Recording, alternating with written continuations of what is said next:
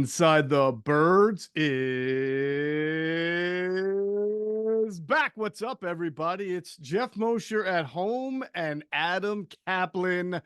For those viewing on YouTube, you can see him right there out in Las Vegas in the heart of Radio Row.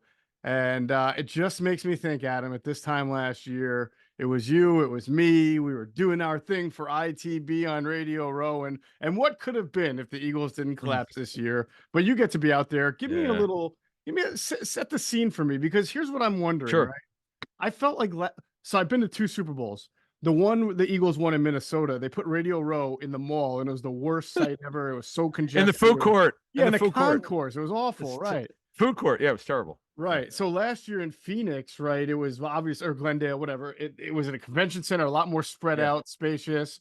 But I felt like the list of celebrities that made their way throughout the week was okay. But from what I'm hearing and seeing and talking to you, it sounds like Vegas is where it's at. Like everybody who's who is coming through. Set the scene. Yeah. So first of all, I ran into Bo Allen, Roddy McLeod, Jordan Mailata. We'll talk about that in a second. So there are a lot of former Eagles out here. They're actually more than that. Of course, Ron Jaworski's out here. But yeah, it's I'm in like the middle here. Now, if you recall last year, how cool was it? Ryan Leaf joined our show. He just came over. Remember when Ryan Leaf amazing. Came over? Yep. That was great. Good dude. I enjoyed really meeting him. You haven't seen him yet this year, but the thing about Radio Row here is so many former NFL players and current players are here. So I was hanging around with Jason McCourty today, for a couple hours. That was cool. And a guy's going to be a friend of the show, I think. As Nick Ferguson. You might remember Nick Ferguson, who played for the Broncos and Texans and Jets. We've never met before. We've talked through social media, and we just talked every day. And he said he'd be happy to come on and talk about Fangio. So we're going to get him on. We'll get him on in the near future. Probably do it for Patreon. We'll have to see. But he's a great dude. And I talked to Jordan Mailata, who's promoting some rugby out here. Good to see him. He looks good. Bo Allen has lost 60 pounds. Wow. I mean, you've probably seen him if you've watched the Chris Long pod. You've probably noticed, if you've seen, that Bo's really thin. He looks different. And Roddy looks good. And Roddy told me, oh, by the way, he brought his ring.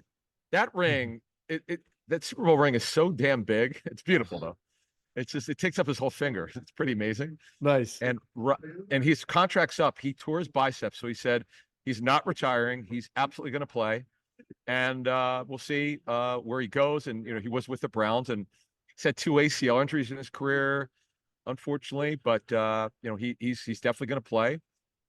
And look, Chris Long, obviously, is another former Eagle. I don't know him, but this is a good place to be, because it's really good to talk to current and former players. And so Tyler Scott of the Bears, who might eventually be a starter for the Bears, who played at the University of Cincinnati, LT Tomlinson, but actually both LTs are here. Taylor and Tomlinson's kind of funny.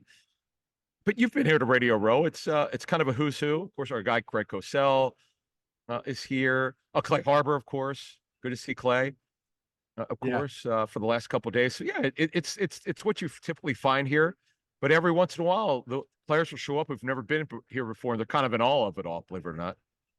I bet. And listen, I enjoyed watching LaDainian Tomlinson play. He was truly one of the great running backs in the history of the game. But there's only one LT. We all know that. Of course, there's one LT. 56. Yeah, 56. Exactly. Yeah, exactly. I got a burning question for you about this, since I'm not there. But first, I want to remind everyone, Inside the Birds is presented by our friends at Ocean Casino Resort in Atlantic City. It's the exclusive Jersey Shore resort of Inside the Birds. And while we're talking about resorts and, Atlantic City, also known for its gambling, what I wonder is this. The one thing I keep hearing out there is that you want to go out for lunch and grab a burger. It's like you're going to be an hour and a half line. You're going to pay $500. Oh, is it difficult out there? Is it really that crazy out there? Okay. Actually, there's a food court next to us, which is great. Unfortunately, if you go to the food court, you have to go through security again. You have to walk around. It's another 10-minute walk. Don't ask. Everyone's complaining about it, but who cares? It is what it is. But the weather's interesting here. So apparently it rained like crazy, because you could see the flooding when we got here, depending on what day you got here. There's no sun. And I got such bad sunburn in the Senior Bowl. I'm so glad that it's actually kind of cloudy out, to be honest with you. We got lucky. I didn't need any more sun. Yeah, I know. Yeah, it's crazy. And, people are laughing because for people who've been watching our show, and there are a lot of people, by the way, who watch Inside the Birds out here. It's actually very cool, very humbling. Nice. Easily a dozen people. Very, very cool. And people like Clay's show with Cosell. But, I shaved. I finally got rid of that gray stuff on my beard. So people are making fun of me like, well, you should have kept it. Like, no, I look like an old man. I'm old enough.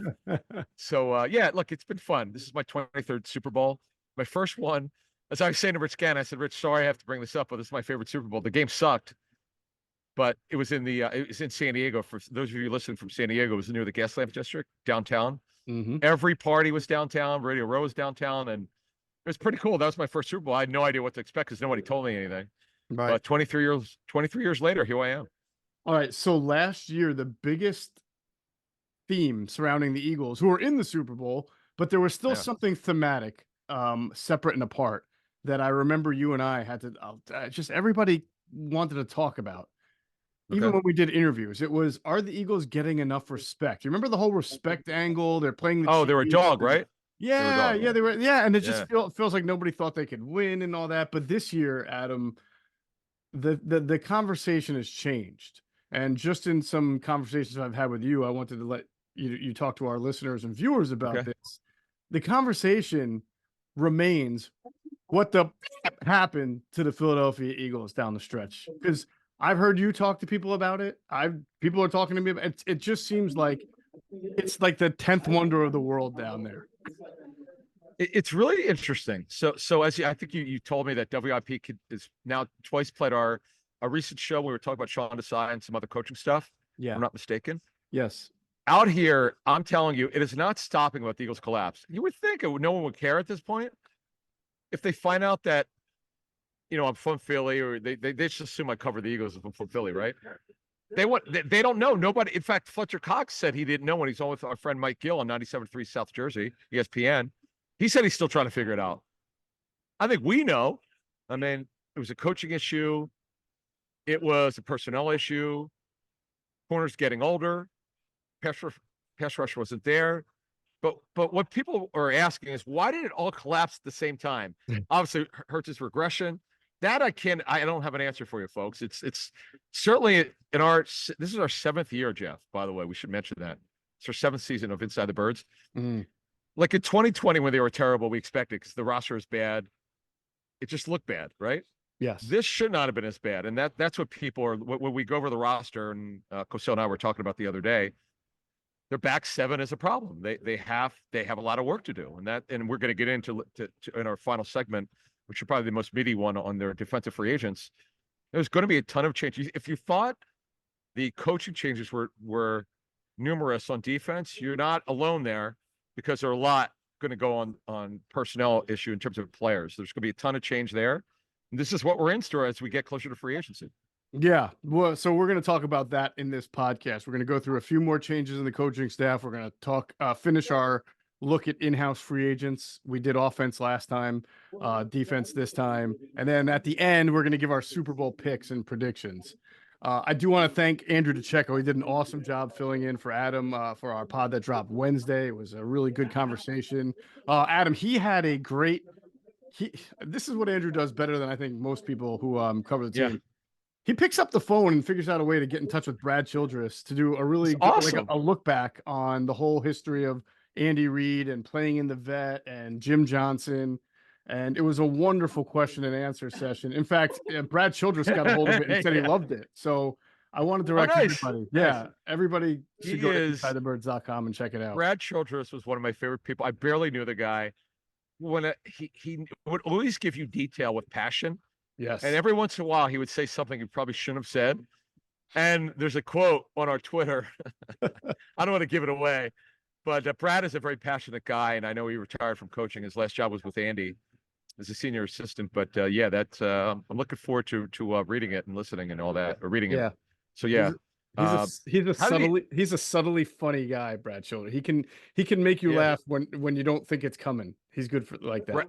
Brad's famous line was, "Make the simple pass simple." Something like when he talked about Tavares Jackson as quarterback, make the simple pass simplistic, something like that. Just you should, or make the short area pass routine. It's something like that. Where what happened with Jackson is he had a great arm, but he couldn't. He would miss on the short area throws. And I remember Brad always come up with some one-liner. It's actually very, as you said, subtly dry. So good for Mhm. Andrew. Good job by him. I have no idea how he got his phone number, but I love that he got him because Brad's on Facebook. He corresponds with people there, so it's cool. Yeah, really good stuff. To wrap it all up, just on the Super Bowl, you talked about Fletcher Cox interview with Mike Gill on our 97.3, our partners that Yeah. we do football at four with. And Mike Gill also did, and I would encourage everybody to check it out. Go to their 97.3 ESPN.com or their YouTube channel. And he did an excellent interview with Britton Covey. And Britton Covey was very candid about answering that question, because that's what Mike said. How did it all go down?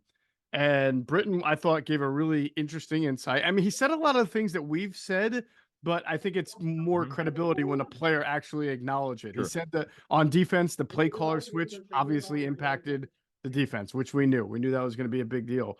On offense, he basically said that a lot of the things that they did to get them to a Super Bowl got learned, got figured out, and they Which did we've been just. saying. And Yeah. yeah, and he even said, I can't wait for there to be more motion in our offense with Kellen Moore, because that's Oh my something. God. Are you Yeah, serious? yeah, but I I will. can't. I got to hear this. Yeah, it was a great interview, but I will say this, and I think I was going to ask you this to put a bow on it. I feel All like right. this was a good week PR wise for Nick Sirianni, in that a lot of his players bent over backwards to not just say, yes, we like him, not just say it's the Yeah. player's fault, but to really stick their neck out and say, this guy can coach and he can lead a locker room. It was a bad time, but we believe in him. That's at least the way it was articulated. That's the way I heard it from a lot of different players who have done interviews. Did you hear that? Yeah. Yeah. Although I got a couple comments like, out here from some former players I spoke with. We're not talking about Eagles players. We're talking about NFL players who I sort of been friendly with here. They said, one guy said, listen, when the players know that you lost some power, so, and Nick talked about this, you have to reinvent yourself. I know he wasn't talking about it in that sense, but one of these former NFL players said to me, man, if I was playing for this guy and I would find out that, kind of there was pressure put on for him to change up the coaches. Mm-hmm. Players know this, and that's an issue. Absolutely. Well, that's why he definitely enters next year on the hot seat, though. No matter what his players have said, all these changes are made to get this team back to the top. So we will talk about that a lot next summer and everything when we get into the season. All right, so we got a lot to get into. We'll start off talking about some of the changes in the coaching staff and the other staff. But first, we'll stop to hear a word from our friends at Ocean Casino Resort in Atlantic City. It's the exclusive Jersey Shore resort of Inside the Birds. Go to get your game on. Go for the beers. Go for the cheers. Go for the hit and the hits. Go for the stakes and the stakes. Go to get your parlay on. Go to get your party on. Go for the scene. Go for the screens. Go for the gallery. Go for the win. Go to Ocean. Visit theoceanac.com to plan your visit. All right. So the Eagles continue to add to their staff. They continue to have former staff find work. You came across some information about an addition that is not going to fly over a lot of radars. This is an under the radar thing that I want you to shed some light on. So who has joined the Eagles staff in some capacity? Yeah, so Chris Naoli, the former Jaguars guard, pretty good player for a bunch of years. He was coaching at the University of Hawaii for a couple of years. The Eagles hired him recently to be an international scout. And this is just my opinion. No one told me this part of it, but I got to think it had to do something with Jordan Mailata, because obviously he's from Australia, rugby guy. I remember the Eagles years ago were looking for, like, not the next Antonio Gates, but they were looking for a guy, like Jimmy Graham, who's a really good basketball player, who didn't have the great football background since high school. So you transfer to this. I think more and more and more, I think the Eagles are being smart here. And Naoli is a guy that maybe he's got some roots. We don't know why, but maybe he's got some roots internationally. So his official title is international scout, and that's what he's going to do. So pretty interesting. We'll see if they can find any guys in other countries. We'll see about that. Yeah, that's part of. when I hear this, I don't have any inside information, but I feel like this is part of the Eagles always trying to be ahead of the curve. We know the NFL is trying to root itself overseas. It's been doing that in Europe for quite a while now. All these games in England, we know, they played a game in Mexico City. And of course, the Eagles are going to open up the season in 2024 in Brazil. So as the NFL's popularity expands overseas or in other countries, and they get people like the product, you're going to see more people playing football in different countries. So maybe this is the way the Eagles are looking at it and trying to find some of those diamonds in the rough, like they did with Mailata. Now they found Mailata because the NFL, I think, does like a international sort of combine every year, correct? Where they get players, like Mailata who did rugby, and we see punters coming from Australia and around. So, but this is their own way of now trying to get out there and find some good players that might not be from America. And there are a couple, you think of who's the guy from Estonia? Was it Margus Hunt a couple of years ago? Good call. Yeah. In fact, so Jordan told me that talking to Mailata about that. So I asked him, and it kind of connected to what you just said. The first time he put a helmet on was at the IMG Academy where he was training. He said it was just so awkward. He's like, you know how big he is. Now I don't know what size head he is, but he said that was really awkward. And then of course when the Eagles brought him in for the rookie minicamp, when I forget who I talked to when I said, "Oh my God, if this guy figures this out," because he was so athletic, you don't see guys that big move like that. But yeah, it was interesting to hear him talk about getting coached by Stout, and then again, as you were alluding to, how he got kind of found out because it was at that IMG Academy where, by the way, Stout was. That I guess apparently the word was he couldn't keep his mouth shut, calling either Howie or whoever. Say, hey, listen, we got to have this guy. We got to have this guy. And they did a great job. No one had any idea. They did a great job of keeping it quiet. No one had any idea outside their building or whoever was involved in it that how much they liked him. Right. Right. All right. So interesting stuff there. Now, that's not the only addition to the Eagles. They obviously are continuing to work on their coaching staff. They apparently have a inside linebackers coach now, which we knew that they were looking to fill. His name is Bobby King. He was with the Texans the Titans most recently. I believe before that he was with the Texans for a few years. Now, he was not ever with Fangio, but he has connections with Nick Sirianni going back, I believe, to the Chargers, where Sirianni was the quarterbacks coach and wide receivers coach, and Bobby King was the assistant linebackers coach. So we see this all the time. There's always going to be some level of familiarity. To me, Adam, it just falls on the guy has led a room before. He was the inside linebackers coach for the Titans. So you look at the D-line coach, the linebacker coach, and the guys they brought in to coach the secondary, which is Joe Casper and Christian Parker. Four guys who've led a room. Does that mean they're great coaches? No, but it means that there's experience. And as I said all along, it gives you that adult in the room feeling. And to me, with about three of those four guys having coached with Fangio before, it allows the messaging to go straight from the top, get trickled down. There shouldn't be miscommunication. There shouldn't be coaches not on the same page with players and the coordinator. I mean, first of all, that should not happen anyway, but it really should be a hallmark of this team, at least the communication. Yeah, so two things. So what we don't know with Joe Casper coming, he was the safeties coach with the Dolphins. Do they split the responsibilities up? Because the Eagles had three DBs coaches last year. They had a Nichols coach, as you know, assistant DBs coach and a DBs coach. So are they going to split it up? Are they going to split up the responsibilities for the linebacker coaches, or are they going to have one guy? We don't know that yet. They're not done yet. So we'll see. Vic sometimes has had multiple coaches for a position. So we'll see how they do that. But nevertheless, it's kind of interesting to see what this thing looks like. And boy, there's no substitute for experience. They've got way more experience with this staff, particularly from the NFL level, not the college level. Right. And that's what Andrew and I talked about in the last podcast, Adam, is that at very least you can expect the right messaging, the right play calling for the scheme, for the personnel. But at the end of the day, now the job is Howie Roseman's to make sure that these guys have the talent, because you can have all the uniformity and solidarity and experience and grown men leading the room as you want, but if you don't got players, it's not going to matter. I mean, this is a major step forward, but it's not the biggest step forward for this defense to be rectified. Well, when we get into the defensive free agents in a minute, that's the issue, man. They have so much work to do. And the other, and then in a future show, we're going to have a mini contract show over the next 2 weeks, certainly before free agency, just to give you an idea what decisions they have to make. This defense, man, I'm telling you, is going to look different. There could be like 8 new starters. I'm exaggerating a little bit, but they had 5 last year.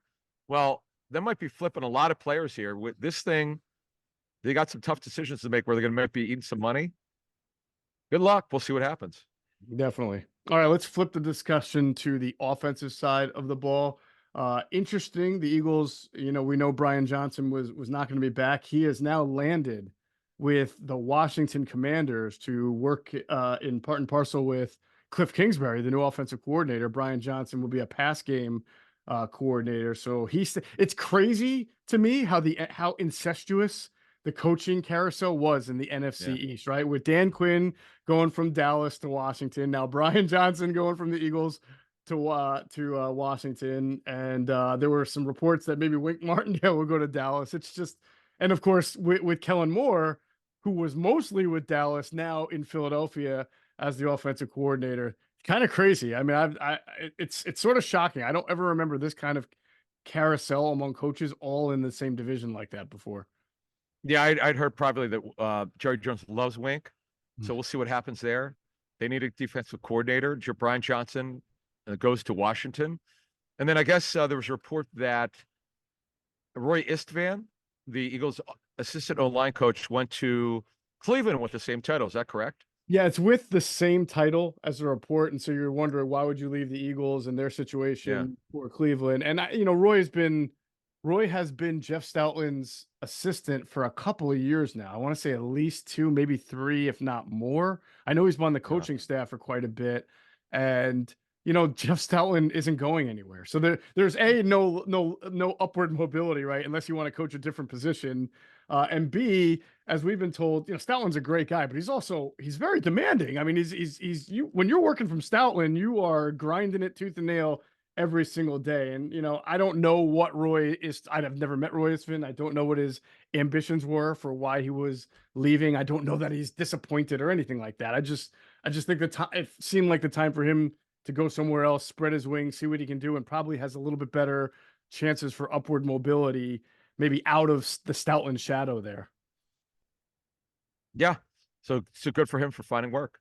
Yeah, absolutely. Now, as far as the rest of the offensive staff, we know Kellen Moore is bringing in Doug Nussmeier for the quarterbacks coach. We've been telling our listeners and viewers, we're trying to figure out what's the status of Jamal Singleton, the running back coach, and Aaron Moorhead, the wide receiver coach. And from what I understand right now, those guys are expected to be back. I'm not going to slam the door on it. You never know if the coordinator all of a sudden has a buddy who becomes available, because we've seen this in the NFL where certain guys become available and moves are made. But it's my understanding at the moment, what we've been hearing is that Moorhead will be back as wide receivers coach, and Jamal Singleton is still going to be the running backs coach, unless something. Yeah, it happens. It's unexpected, right? Singleton's a really good coach, by the way. Like I don't know what else you want him to do. He doesn't dial up the pass game to the running backs. That's not his responsibility. And then with Moorhead, I know there've been rumors for years that maybe he wouldn't return, but look, Devontae Smith certainly developed, and AJ Brown has been great. But of course, AJ Brown was pretty good before he came to Philly. Now you want to pin him on the lack of development of the 3rd and 4th receivers. That's fine, but as we've said for weeks, that's on Sirianni for not getting his scheme to get those guys to football last year. That's on Nick. So it is what it is. And we'll see what I know Kellen Moore likes his 3rd receiver to get the football, but they got to find one because they don't have that guy under contract right now. That is correct. All right, let's get into those defensive free agents we were going to talk about. First, I want to remind everyone, whether your resolution is to save money, eat better, or stress less, HelloFresh is here to help you do all 3. So say hello to your most delicious year yet with fresh ingredients and chef-crafted recipes at a price you're going to love, delivered right to your door. So you've resolved to actually sit down and eat dinner around the table, but what do you do about those nights when your schedule is jam-packed, like Adam Caplan right now. I mean, this guy's got no time as he's out in Vegas jumping from table to table, talking to guest. All right, that's when people turn to HelloFresh's lineup of quick and easy meals, including their 15-minute recipes, which are designed to help minimize mealtime stress. Every time we eat something from HelloFresh, whether it's a quick and easy meal or one of their standard recipes, we're blown away by the freshness, the taste, and the overall quality. We've tried so many great options: chicken meals, steak meals, vegetarian meals, rice meals, shrimp, seafood, everything. So they make excellent food and they offer great deals. And here's the latest great deal from HelloFresh. If you go to HelloFresh.com/Eagles free and use the code Eagles free, all one word, you get free breakfast for life. That's one breakfast item per box while your subscription is active. That's free breakfast for life at HelloFresh.com/Eagles free, EAGLESFREE, all one word, and use that code Eagles free. Act now for America's #1 meal kit. Well, we did talk last podcast about, the offensive free agents, and really the big one we talked about was DeAndre Swift and what happens with him on defense. Adam, there's a lot of guys to discuss here, and some of them more important than others, but all of them, when you put it in totality, there's some names here that they got to figure out. Yeah, by the way, people have asked about Brandon Graham. He is actually under contract. According to the NFLPA, he's under contract. Now, I can't tell if that's a dummy year. His salary is $1.5 million. That's definitely confirmed. And he's got a cap number, but if you have a salary, you're under contract. If it says 0, you're not. It would be a dummy year. In fact, he has 3 void years, 25 through 27. 25 through 27. So the bottom line is you don't got to worry about him. It's just, does he want to play anymore? He'll have to make that decision. The Eagles will have to decide whether they want him back. You would think they'd want him back. He's still pretty good in that limited role. But the big one is Fletcher Cox. And boy, when I was talking to our guy Mike Gill of 97.3 ESPN South Jersey, and Mike said, Fletcher, he said he couldn't tell. Fletcher wouldn't commit either way whether he wants to play or not. But he also couldn't figure out, okay, is there a timeline when you're going to make a decision?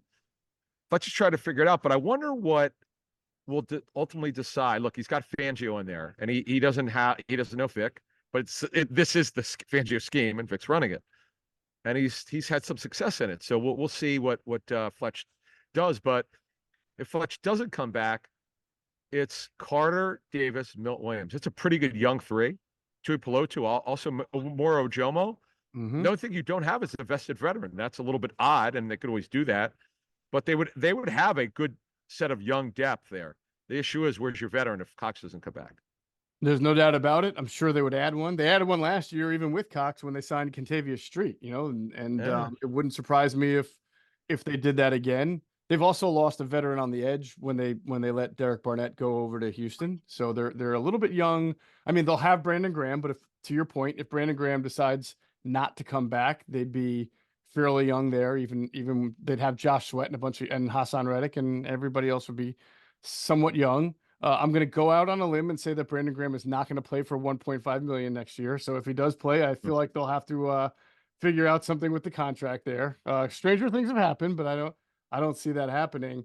But I think what would be fascinating is if both Fletch and Brandon decided not to play, Adam. That is sort of a major legacy of the program for the last 10, 15 years that would be saying goodbye at the same time.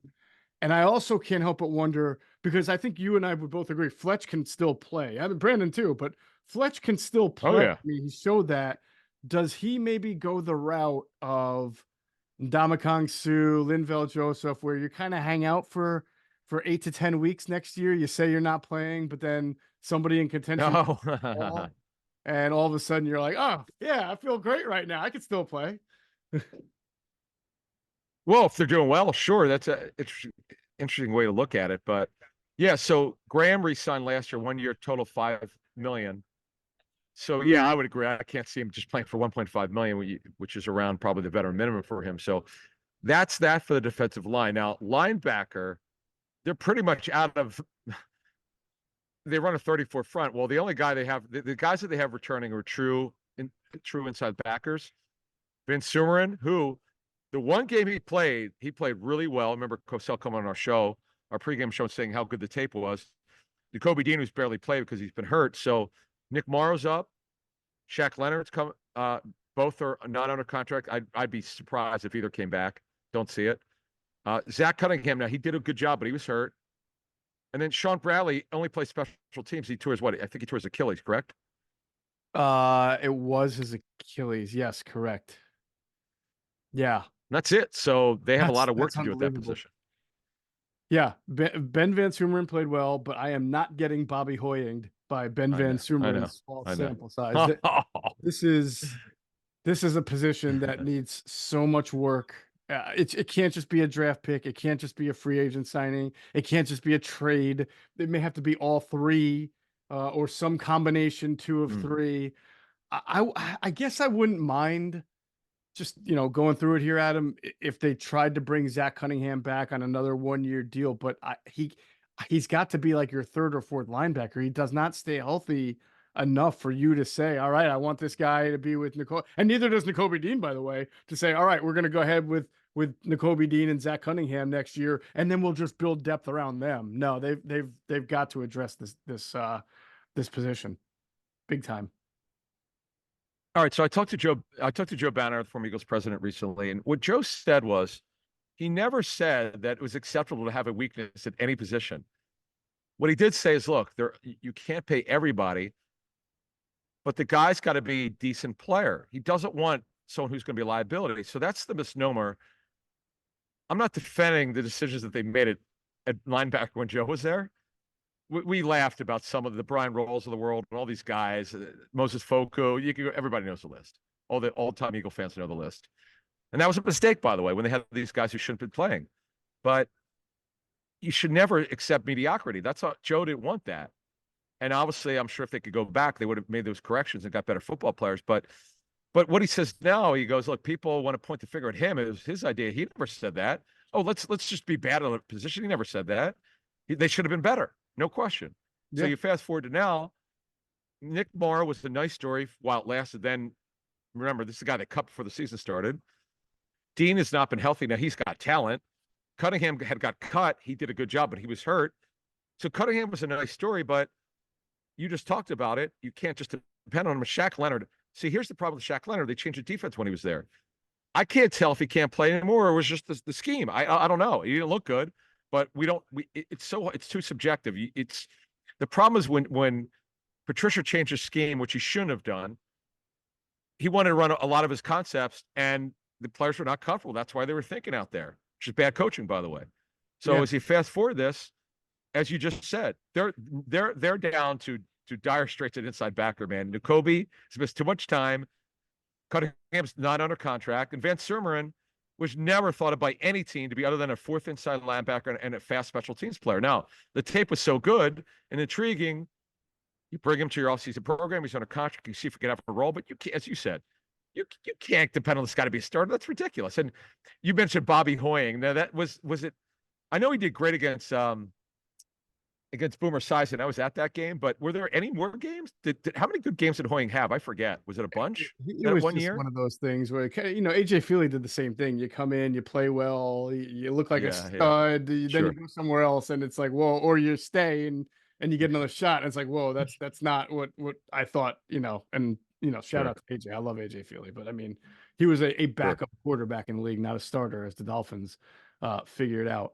By the way, so back on linebacker though, we can't have this conversation without, because I know the Eagles get knocked and all. The Eagles have taken 2 linebackers on day 2 in the last 4 years, so it's not an ignorance in the draft. The problem is they swung out of their heels and missed badly. Like 2 years ago, Nick Castellanos chasing a changeup on Davion Taylor, and obviously Nakobe Dean's been hurt. If Davion Taylor had been an actual 3rd round type player, which is you expect to be a starter in this league, and if Nakobe didn't get hurt, maybe we're having different conversations. But the fact is, one guy's got hurt and the other guy was an awful pick at that position. So I mean, and listen, Davion Taylor's a good kid. I'm not trying to rip him. It's not his fault that was a terrible pick. He was overdrafted. Yeah. Which, by the way, I forgot to tell you, at the Senior Bowl, I ran into Jaquan Jarrett. Remember him? Oh, yeah, that's right. Yeah, he works for the Yeah. Carolina Panthers. I forgot to share this with our listeners. Jaquan Jarrett, speaking of bad Okay. picks, no offense to Jaquan, but came out of Temple, was a second-round pick. Andy was trying here, but he was a box safety and he couldn't cover, and he didn't last very long. He played for the Eagles and then the Jets. But he's working for the Panthers because Matt Rule brought him in there with the Temple connection when Oh, Matt was there, and he's their sure. director of player engagement. And it was really fun to talk to Jake. Nice. Yeah, really good guy. But my point was, yeah, Nice. the Eagles are getting hurt by their drafting so far. Now, Nakobe can change that narrative. He can stay healthy and be a better player, but right now it's not looking good for the 2 third-round picks that they use there. Yeah, Jarrett in 2011, he was the best tackling safety, but as you just said, he's a box player. And what that means is there's a saying in the National Football League, you don't draft box players early. You draft them in the middle rounds, and the Eagles screwed up. He should have been a 4th or 5th round pick, not a 2nd round pick. And they knew. I remember talking to someone who was in the front office at the time. That person said they knew it really early was not going to work. Mm. They were like, it just they had a terrible value on him. It didn't work. But as we kind of move forward here, Maybe there's secondary, a similar rule, Adam, that you shouldn't draft okay, linebackers who only played 1 year in college and played more of a hybrid safety linebacker role, and did not really learn how to play stack linebacker until you got to the NFL. The whole Davion Taylor thing was just a disaster. Yeah, it's bad, man. And in fact, that they didn't have a grade anywhere close to there. That one was that's a mystery wrapped up in a riddle. I will never understand that pick. I know there was pressure to draft a linebacker because Schwartz then didn't get Kenneth Murray. That was his guy. And who hasn't there been was just good, so much that pressure. good, by the way. I know he's been benched before. Yeah. So they got to figure it out. But now in the secondary, well, Byard's under contract, but he's got an enormous cap number. That's not going to work for them. So we'll see. Because again, he had to learn. He had a deprogram from the Tennessee defense, learn the new defense that he got, and then oops, they changed the defense again. So that's they got to make a decision on there. The guys who are up are Justin Evans, who unfortunately was hurt, and then Bradley Roby, who's up. We only signed a 1-year deal. Right. I mean, these are 2 veterans. Justin Evans Roby was even hurt for a little bit there. Again, like the Eagles need to address linebacker, corner, safety, not just with the draft, not just with free agency, not just the trade market, but all 3. And they've got to be better, younger, deeper, more athletic, because even when these guys were healthy, and Greg Cosell made this point, by week 11, Greg had just said, you know what, I've seen enough of this to now know what the big issue is. It's that there are no dynamic players in this. They are not quick. They're not Speed. Even when they're right, like he was saying, even when they're playing well, when they're on their assignments, when they know what they're doing, they're still getting beat because they're just not very fast, quick, or instinctive. So you got Darius Slay who can still play, and then everybody else could be had. So they gotta fix it. I'll never forget when Greg came on probably our pregame show, right? It was probably the first year we started doing it. And he goes, this might be the slowest offense he's seen all season. I was like, oh, I cringed. I'm like, oh, man, is it that bad? No, Rager could run. He wasn't a good enough player, but Rager could run for sure. But he was in pain watching it, man. Because he doesn't like to criticize. This is what the tape shows me. They're really slow. And you just talked about it. They're slow on the back end, and they lack of playmakers. So they got, man, they got way more work than they anticipated when we started looking into this stuff. And then we're gonna start looking to actually the guys that are on the roster, their contract problems or issues. Could be a tumultuous offseason in terms of changes, man. You got coaching changes, you got players not being re-signed. Some might be restructured, who knows, extensions. They got a lot of work to do here. Yeah. By the way, the first extensions that really probably got to get done are on the players we spend the least amount of time talking about, and that's long snapper Rick Lovato and the punter Braden Mann, who did a really nice job there. So after he had to be, called upon to do better than Aaron Sipos could do, and he did. So they got to get these guys under contract, and I imagine that they will. Yeah, in fact, Mann, they wanted to sign him to a 2-year deal, but he only wanted to do 1 year. Smart job by him because he was really good. Mm-hmm. Yeah, I don't know what happened with him with the Jets there, but I know they want him back. We'll see if they could get him back. In fact, the Steelers let go of the wrong punter, man. That Presley Harvin struggled, and it's never good when your head coach calls out your punter, man. Mike Tomlin called him out. Yep. And they didn't let they couldn't work out anything with the Eagles. In fact, they didn't want to. I don't know why they didn't, but we'll see if they could get Mann back.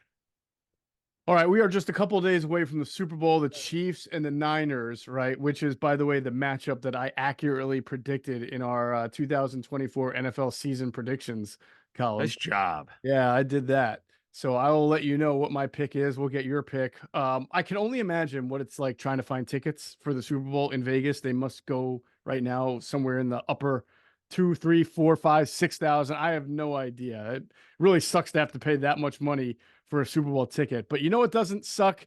It's using the Game Time app to find tickets. And you can find them for sporting events, concerts, theater shows, comedy acts near you. Game Time takes the guesswork out of buying tickets. And right now on the Game Time app, you are 2 taps away from tickets to local sports, college sport, pro sports, college sports, comedy acts, concerts, anything you want to see.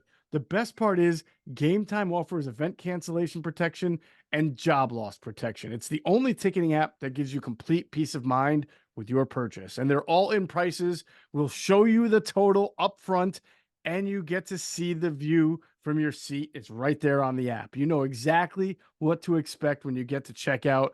Game Time's obsessed with helping you save money. They got zone deals that let you pick the section while Game Time picks the seats, so you get the best savings. And then there's the Game Time guarantee. If you find tickets in the same section and row for less, Game Time credits you 110% of the difference. So download the Game Time app, create an account, use code BIRDS, BIRDS, for $20 off your first purchase. Terms apply. Again, create an account, use the redeem code BIRDS for $20 off your first purchase. Download Game Time today. Last minute tickets, lowest price guaranteed. And we'll pause one more time to hear a word from our friends at Sky Motor Cars. Sky Motor Cars in Westchester is a different sort of dealership. All it takes is one look at their Highline pre-owned vehicles that people all over the country want and need. Owner Brett Schiller, make sure you don't spend a dime of your money before you purchase the car. Sky Motor Cars allows you to make all the decisions regarding your next vehicle. At Sky Motor Cars, you never have to spend more than necessary. Visit SkyMotorCars.com today or call 610-918-7225. All right, big game Sunday, Chiefs and 49ers, Adam. To me, I don't think this was the destiny matchup because I don't think a lot of people thought the Chiefs were going to be here in week 7, 8, 9, 10. They struggled offensively so much. The Niners, I don't think people are surprised to see the Niners in the game, but as Niners Chiefs for the second time in 4 years, give me how you see this game unfolding and who wins.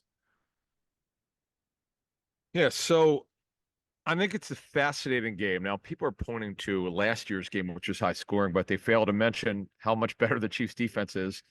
Probably no better defense to finish up than this one. And I like the Chiefs to handle this one. And I maybe wind up being wrong about the score because the over-under is 47.5. I like it. Chiefs 24, Niners 20. 24-20. You know, I'm feeling that. I do think it's going to be a lower scoring game than last year. These are two really good defenses. I think you're right. The whole quarterbacks and offensive systems are stealing the headlines, but these are two really good defenses. San Francisco's defense hasn't played great, but we know that they have very good personnel. I have a feeling with 2 weeks to prepare, they'll have some tricks up their sleeves. Steve Wilkes, good defensive coordinator. I predicted the Chiefs to beat the 49ers in the Super Bowl in that column that we came out, I guess, the first week of last week of August.